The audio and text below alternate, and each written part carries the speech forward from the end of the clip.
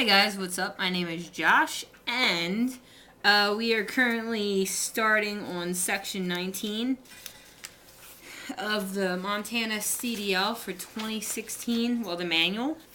You'll have to forgive me if I sound a bit rehearsed for this portion. I don't think you're going to mind. But I recorded this once and then my camera died. I don't understand. I have like a nice, decent camera and like the battery is not holding a charge past like 2 hours, which normally they hold a charge for much longer than that. So I'm just kind of like, okay, we're back to the flip. So this might look a little different in quality. It might be a little different in sound. Please forgive. Okay. Alright,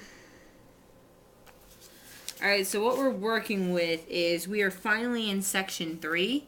And the last video that we made, there were no questions. So don't forget to check in my pants for the link to this PDF, for the PDF version of this manual that you can find online. There is a link to a test website where you can take practice tests for the CDL permit and for the actual CDL, like the hazmat and endorsement and all that good stuff. Then there's the YouTube video for Ruby, a Wil-Trans instructor, and she does the entire pre-trip for you so that you can see it done. It's really good reference. I recommend you watch it. Also, there's going to be links to Allie Knight's channel, Ellie O'Dare's channel, and the Crafty Trucker, which is Heather and Jason, a husband and wife that do expediting. And all of these people have inspired, guided, and encouraged me in one way or another. So we always want to give shout outs to them because I'm extremely grateful. Which leads me to my next thing. If you're finding this in the future and it's well after 2016, I probably have my CDL, hopefully, knock on wood. And if you have any questions, concerns, or if there's anything I can do because I believe in paying it forward, let me know and I'd be more than happy to help. Oh crap, I forgot to start my watch. Put the eye cover back on. No, Put it back on. You have a headache. It's bothering you? Yes. Why? Is it itchy? Yeah. Alright, I will get you a t-shirt. I'm fine.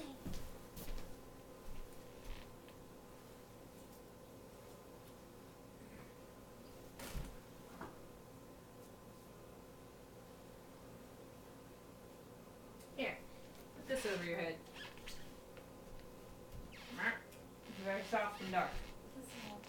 It's a hat. Do it. Sorry about that, guys. That's Maggie, my girlfriend. You'll hear her in the background unless she falls asleep. And Marvin the pug, you'll probably hear him barking. Okay, so the reason I'm doing this is a very quick overview. Because I was really having a hard time getting through the manual. It's kind of dry. And Maggie was like, why don't you make videos? Because I've been on YouTube since, I think, like 2006. So that's why I'm doing this. Hopefully it helps me. Hopefully it helps you maybe a little. And yeah, so let's get to it. Page 3-1 of Section 3, Transporting Cargo Safely. This section covers inspecting cargo, cargo weight and balance, securing cargo, cargo needing special attention. This section tells you about hauling cargo safely. You must understand basic cargo safety rules to get a CDL. That's good tea. If you load cargo wrong or do not secure it, it can be a danger to others and yourself. Loose cargo that falls off a vehicle can cause traffic problems and others could be hurt or killed. Loose cargo could hurt or kill you during a quick stop or crash. Your vehicle could be damaged by an overload. Steering could be affected by how a vehicle is loaded, making it more difficult to control the vehicle. Whether or not you load and secure the cargo yourself, you're responsible for inspecting your cargo, recognizing overloads and poorly balanced weight, knowing your cargo is properly secured and does not obscure your view ahead or to the sides, knowing your cargo does not restrict your access to emergency equipment. If you intend to carry hazardous material that requires that requires placards on your vehicle, you will also need to have a hazardous materials endorsement.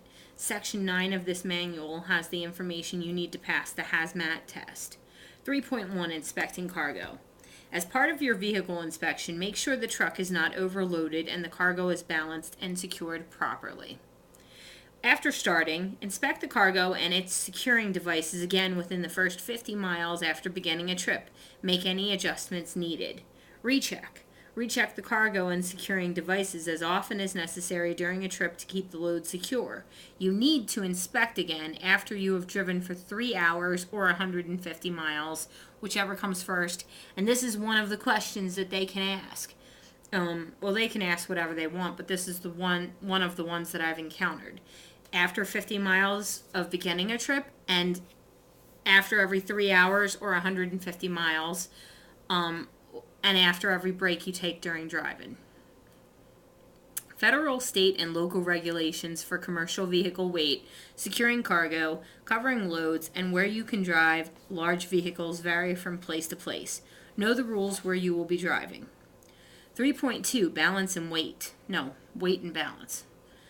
You are responsible for not being overloaded. The following are some definitions of weight you should know. 3.2.1 Definitions you should know. Gross Vehicle Weight Rating, GVWR, the value specified by the manufacturer as the loaded weight of a single vehicle.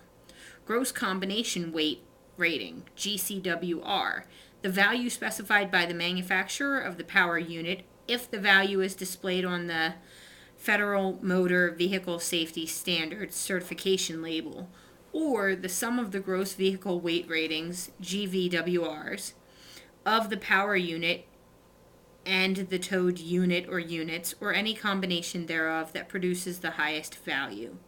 The underlined and italicized text above is for use by roadside enforcement only to determine whether the driver vehicle is subject to CDL regulations. It's not used to determine whether a vehicle is representative for the purposes of skills testing. Axle weight. The weight transmitted to the ground by one axle or one set of axles. Tire load. The maximum safe weight a tire can carry at a specified pressure. This rating is stated on the side of each tire. Suspension systems. Suspension systems have a manufacturer's weight capacity rating. Are you reading with a migraine? No. What are you doing? Looking at Twitter. Oh, well, I'm sure that's much better. Coupling device capacity. Coupling devices are rated for the maximum weight they can pull and or carry. 3.2.2 Legal weight limits. You must keep weights within legal limits. States have maximums for GVWRs, GCWRs, and axle heights, weights. Often maximum axle weights are set by a bridge formula. A bridge formula permits less maximum axle weight for axles that are closer together. This is to prevent overloading bridges and roadways. Overloading can have bad effects on steering, braking, and speed control. Overloaded trucks have to go very slowly on upgrades. Worse, they may gain too much speed on downgrades. Stopping distance increases, brakes can fail when forced to work too hard. During bad weather or in mountains, it may not be safe to operate at legal maximum weights. Take this into account before driving. 3.2.3 Don't be top heavy. The height of the vehicle's center of gravity is very important for safe handling. A high center of gravity, cargo piled up high, or heavy cargo on top, means you are more likely to tip over. It's more dangerous in curves or if you have to swerve to avoid a hazard. It's very important to distribute the cargo so it is as low as possible. Put the heaviest parts of the cargo under the lightest parts. And we're on page 3.3-2 now. 3.2.4 Balance the weight. Poor weight balance can make vehicle handling unsafe. Too much weight on the steering axle can cause hard steering. It can damage the steering axle and tires. Underloaded front axles caused by shifting weight too far to the rear can make the steering axle weight too light to steer safely. Too little weight on the driving axles can cause poor traction. The drive wheels may spin easily during bad weather. The truck may not be able to keep going. Weight that is loaded so there is a high center of gravity causes greater chance of rollover. On flatbed vehicles, there is also a greater chance that the load will shift to the side or fall off. See figure 3.1. Now I can't really see if you can see this or not, so I'm going to try. But with the flip, I can't really see what you can see. So I apologize. If you really need to see a copy or really need to see the figure and you leave me a comment, I will try and find a way to send you a picture of the figure in question, which is figure 3.1, and then 3.2, which you're probably not going to be able to see either. Okay, 3.3, securing cargo. 3.3.1, blocking and bracing. Blocking is used in the front, back, and or sides of a piece of cargo to keep it from sliding. Blocking is shaped to fit snugly against cargo. It's secured to the cargo deck to prevent cargo movement. Bracing is also used to prevent movement of cargo. Bracing goes from the upper part of the cargo to the floor and or walls of the cargo compartment. 3.3.2, cargo tie-down. On flatbed trailers or trailers without sides, cargo must be secured to keep it from shifting or falling off. In closed vans, tie-downs can also be important to prevent cargo shifting that may affect the handling of the vehicle. Tie-downs must be of the proper type and proper strength. Federal regulations require the aggregate working load limit of any securement system used to secure an article or group of articles against moving must be at least 1/2 times the weight of the article or group of articles. Proper tie-down equipment must be used, including ropes, straps, chains, and tensioning devices, winches, ratchets, clinching components. Tie-downs must be attached to the vehicle correctly.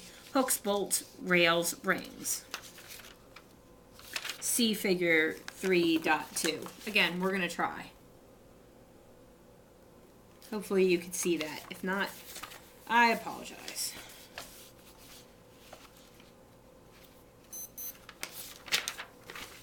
Okay. Alright, now we're on page 3-3. Cargo should have at least one tie-down for each 10 feet of cargo. Make sure you have enough tie-downs to meet this need. No matter how small the cargo, it should have at least 2 tie-downs. So that's one of the questions. One tie-down for each 10 feet of cargo. And it should at least have 2 tie-downs, no matter how small. There are special requirements for securing various heavy pieces of metal. Find out what they are if you are to carry such loads. 3.3.3, header boards. Front end header boards, headache racks, protect you from your cargo in case of a crash or emergency stop. Make sure the front end structure is in good condition. The front end structure should block the forward movement of any cargo you carry. 3.3.4, covering cargo. There are 2 basic reasons, and this is one of the questions as well. There are 2 basic reasons for covering cargo: to protect people from spilled cargo and to protect the cargo from the weather. Spill protection is a safety requirement in many states. Be familiar with the laws in the states you drive in.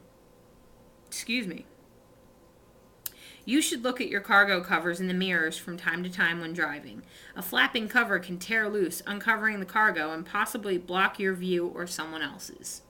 3.3.5, sealed and containerized loads. Containerized loads generally are used when freight is carried partway by rail or ship. Delivery by truck occurs at the beginning and or end of the journey. Some containers have their own tie-down devices or locks that attach directly to a special frame. Others have to be loaded onto flatbed trailers. They must be properly secured just like any other cargo. You cannot inspect sealed loads, but you should check that you don't exceed gross weight and axle weight limits. That's one of the questions. You cannot inspect a sealed load, but you should check that you don't exceed gross weight and axle weight limits. 3.4. Cargo needing special attention. 3.4.1, dry bulk. Dry bulk tanks require special care because they have a high center of gravity and the load can shift.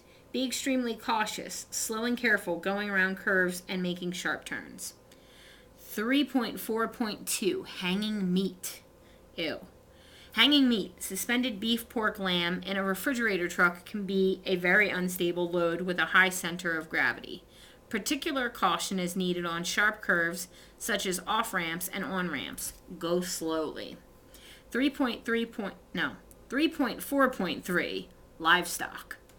Livestock can move around in a trailer, causing unsafe handling. With less than a full load, use false bulkheads to keep livestock bunched together. Even when bunched, special care is necessary because livestock can lean on curves. This shifts the center of gravity and makes rollover more likely. 3.4.4, oversized loads. Over length, over width, and or overweight loads require special transit permits. Driving is usually limited to certain times. Special equipment may be necessary, such as wide load signs, flashing lights, flags, etc. Such loads may require a police escort or pilot vehicles bearing warning signs and or flashing lights. These special loads require special driving care. Section 3. Test your knowledge. What 4 things related to cargo are drivers responsible for?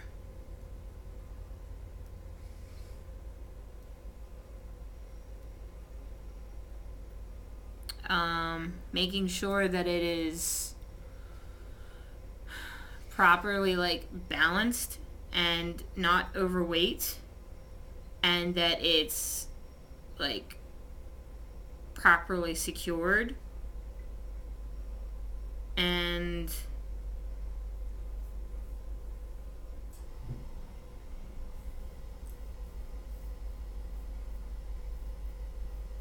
I don't know what else.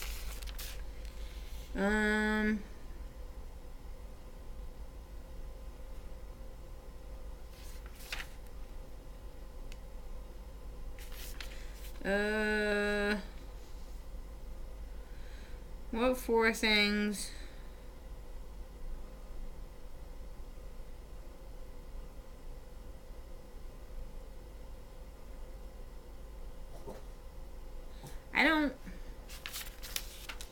What 4 things related to cargo are drivers responsible for?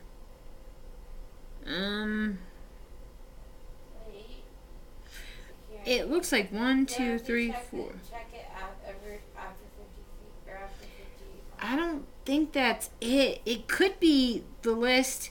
Whether or not you load and secure the cargo yourself, you're responsible for inspecting your cargo, recognizing overloads and poorly balanced weight, knowing your cargo is properly secured and does not obscure your view ahead or to the sides, and knowing your cargo does not secure your access to emergency equipment. Yeah, inspecting, weight and balance, securing, and I guess those are the 4. I guess. I hate that they don't give answers to these questions in this manual. I like to be able to double check myself and know. Question number 2. How often must you stop while on the road to check your cargo? Babe? What were you just saying? How often do you need to stop when you're on the road to check your cargo? After 50 miles and then every 3 hours and after every break. 3 hours or? 150 miles. Depending on? What comes first? That's right. See, she knows what she's talking about. She could probably pass this test. Let's hope I can. What Maggie just said, in case you couldn't hear, was after 50 miles, you need to stop and check it. And then after that, every 3 hours or 150 miles, whatever comes first. And then anytime you stop for a break. Question number 3. How is gross combination weight rating different from gross combination weight? This was confusing to me. I feel like the gross combination weight rating is specified for the power unit based on what it can pull. And I feel like the gross combination weight is what the actual combination unit weighs. Let's go back and check that. Gross combination weight rating is the value specified by the manufacturer of the power unit, and the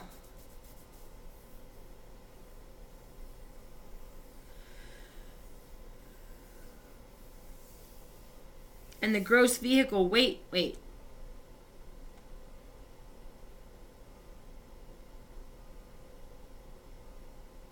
What? The gross combination weight rating is the value specified by the manufacturer of the power unit. And it should be like on the Federal Motor Vehicle Safety Standard label. And then the gross combination weight. The gross combination weight. What?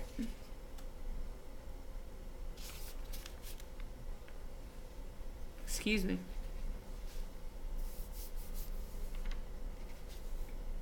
So what they have under, this is confusing, on page 3-1 under section 3.2.1, so that you can know what the heck I'm deliberating over, there's a gross vehicle weight rating, GVWR.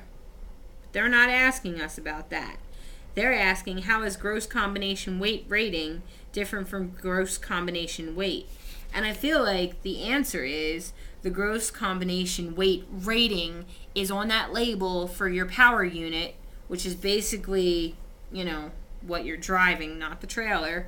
But I feel like that tells you what the weight can be, like the maximum.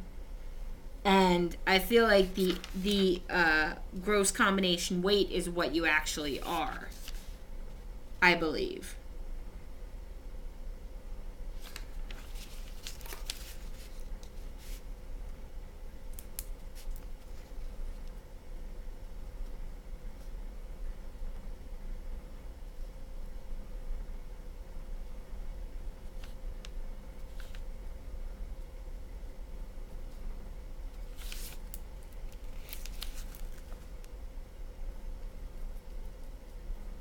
I wrote that question down just to make sure.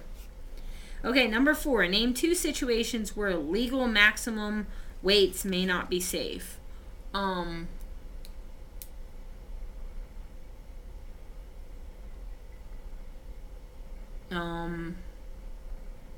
These questions are getting hard. I feel like it has something to do with a grade.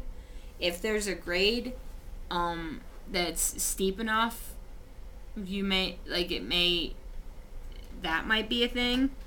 Or I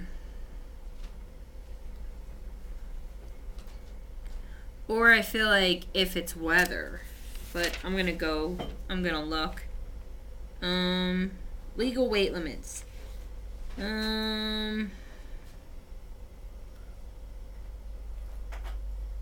During bad weather or in mountains, it may not be safe to operate at legal maximum weights. Yeah, I was right.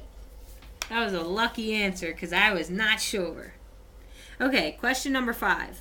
What can happen if you don't have enough weight on the front axle? I feel like you could lose your steering capability because it doesn't have enough traction. But let's double check that answer because I'm not sure.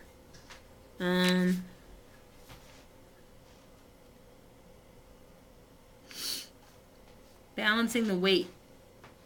Too much weight on the steering axle can underloaded front axles can make the steering axle way too light to steer safely and cause poor traction.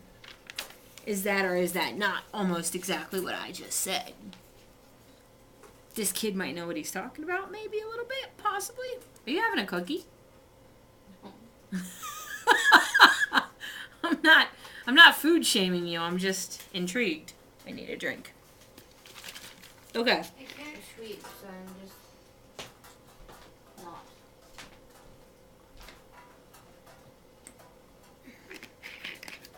You can keep us company while we study. I am. That's why I knew the answer that you asked me. Excuse me. Number 6. What is the minimum number of tie downs for any flatbed load? 3? 2? It's 1 for every 10 feet of cargo, but the minimum is 2 no matter how small the cargo is. What is the minimum... Nope. Oh. Yeah, number 7. What is the minimum number of tie downs for a 20-foot load? Dos. Number 8. Name the 2 basic reasons for covering cargo on an open bed. To protect the cargo from weather and to protect people from your cargo. Number 9. What must you check before transporting a sealed load? You can't, like... Excuse me. It's, for a sealed load, like, this is one of the questions. You can't, like, check the load. But what you can check is that you're not overweight. And I feel like you can also check, like, if it's properly distributed. But if it's sealed, I don't know if it weren't properly distributed what you would do with a sealed load. Maybe you would adjust your tandems?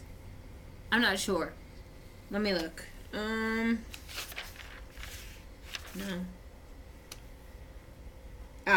You cannot inspect sealed loads, but you should check that you don't exceed gross weight and axle weight limits. So that was right. Okay, and that takes us through the end of page 3-3. I'm going to end this video now because section 4, now we're out of section 2. We finished section 3. So we're going to go ahead and, for the next video, we're going to look at section 4 and transporting passengers safely. Even though I'm not going to be doing that. Well, I don't know. Should I cover section 4, babe? No, you only have like 4 minutes left. Huh? You don't have enough time. No, I mean, should I do it at all? Because I'm not going to be like... I'm not going to be doing passengers. I mean, that sounded bad. Like I'm going to be doing passengers. I'm not going to have passengers. Should I even study this? I think you have to do it all for the test, don't you? Okay. Well, then I guess we will cover section 4. But that'll be in the next video. At any rate, I want to thank you guys for spending the time with me and studying. I hope it's helping you. It's helping me. So, thanks. I'll see you soon.